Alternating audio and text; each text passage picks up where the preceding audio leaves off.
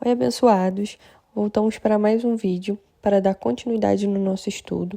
No último vídeo nós terminamos o livro de Jó, né? E hoje começaremos o livro de Êxodo. Iremos começar no capítulo 1 e ainda nesse vídeo iremos até o capítulo 7. Que vocês curtam o vídeo, que isso ajude alguém de alguma forma e que Deus abençoe nossa jornada e que nos dê entendimento sobre a palavra dele. Então vamos para o vídeo. E aí lá em Êxodo 1, começa falando sobre aquela parte que eu já falei com vocês, a gente já estudou sobre isso em Gênesis, onde os irmãos de José, né, vão ao Egito em busca de alimento durante a fome e são reconhecidos por José, e aí acontece a reconciliação da família, e aí José fala para eles buscarem, para os irmãos buscarem o pai dele, né, deles, e levar todo mundo para morar lá no Egito, onde José, no momento, é governador, né? E aí, assim, eles fazem e tal, e aí já em Êxodo, né, isso aconteceu lá em Gênesis, quando a gente estudou, e agora em Êxodo volta a mencionar dar continuidade nessa história.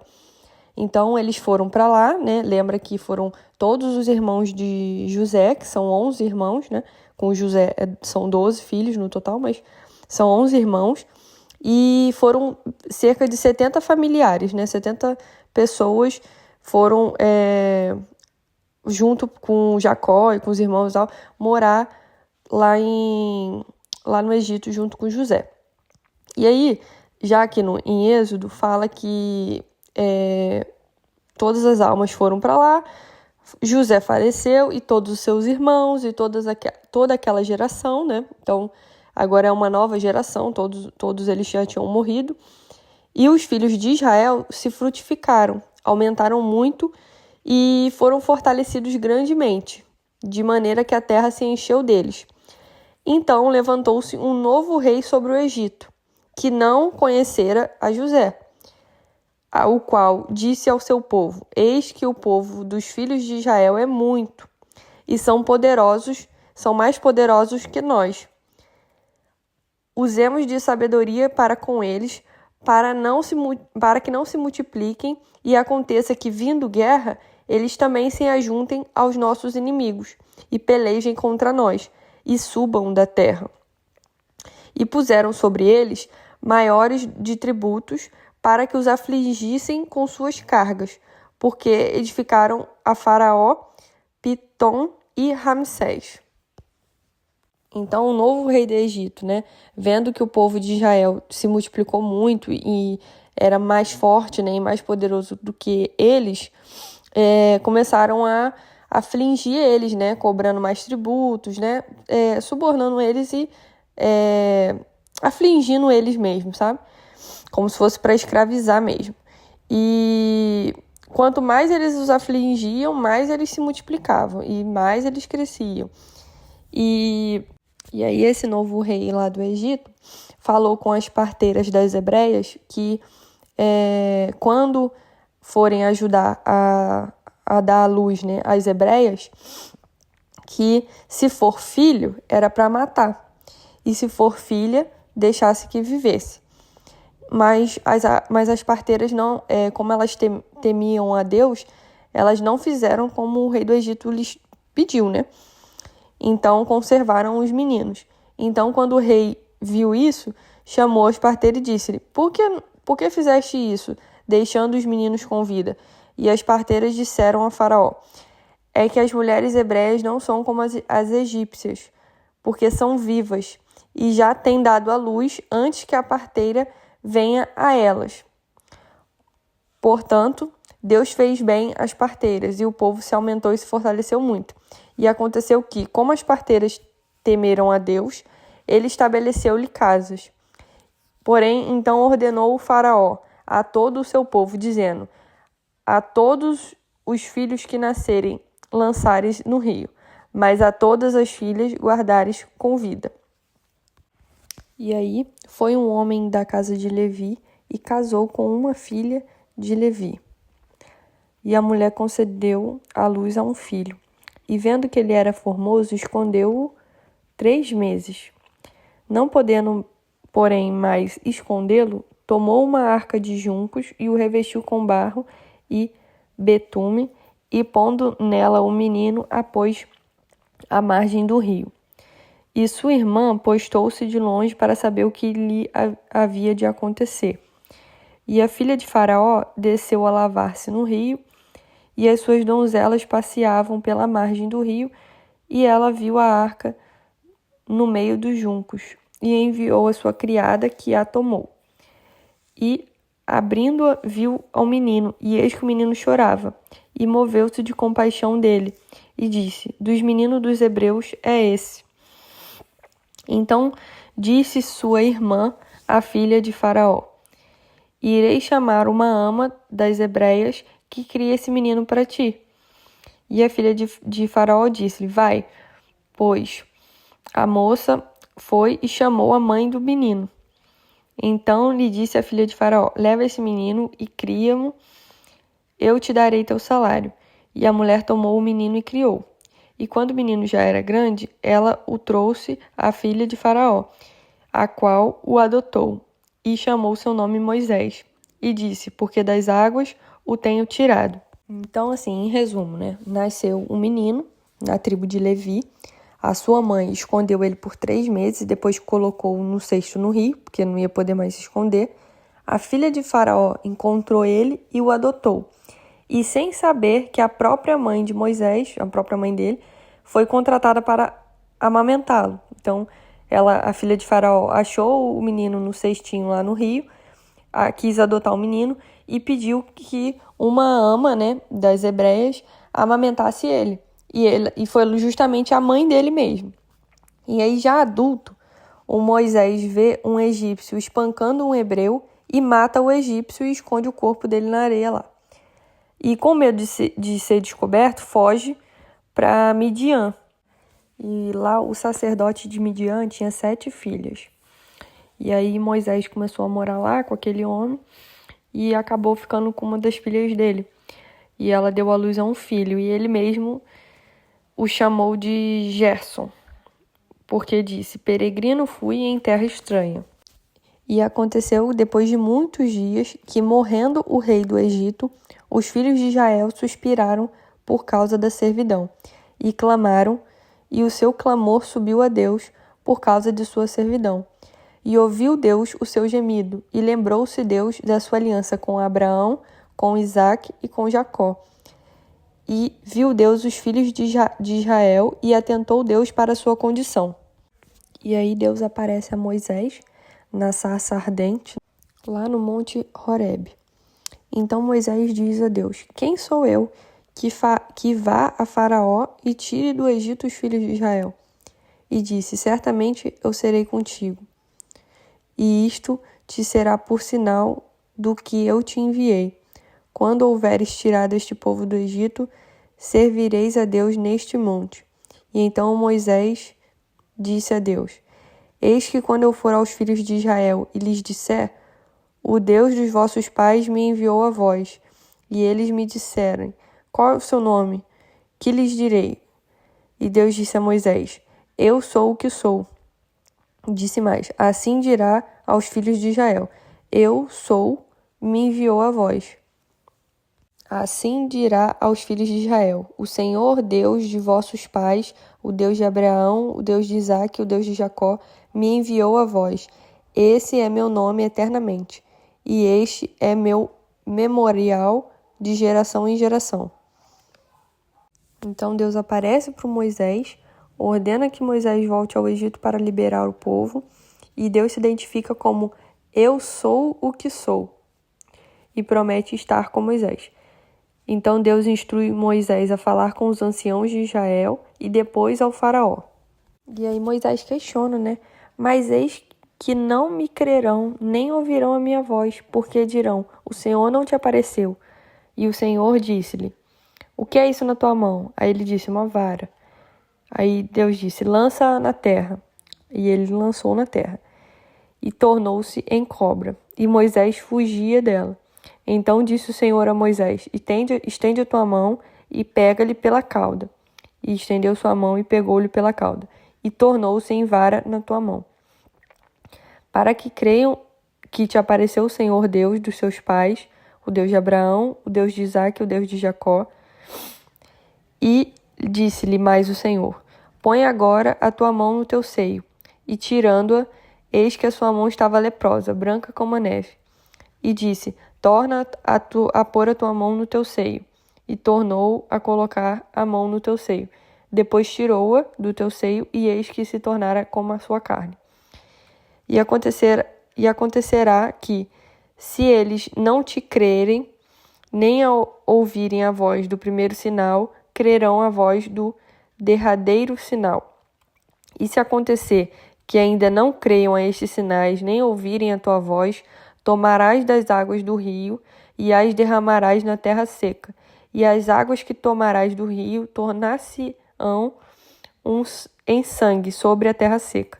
Então disse Moisés ao Senhor: mas, meu Senhor, eu não sou homem eloquente, nem de ontem, nem de anteontem, nem ainda desde que tens falado ao teu servo, porque sou pesado de boca e pesado de língua.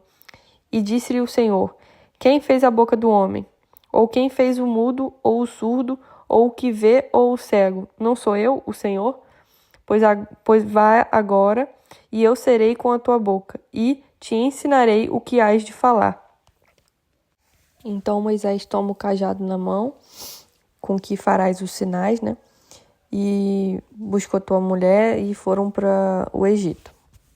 Então, é isso. No capítulo 4 foi isso que aconteceu. Deus aparece para Moisés, dá os sinais, né? O cajado que vira serpente, a mão leprosa que cura, a água do rio que se transforma em sangue.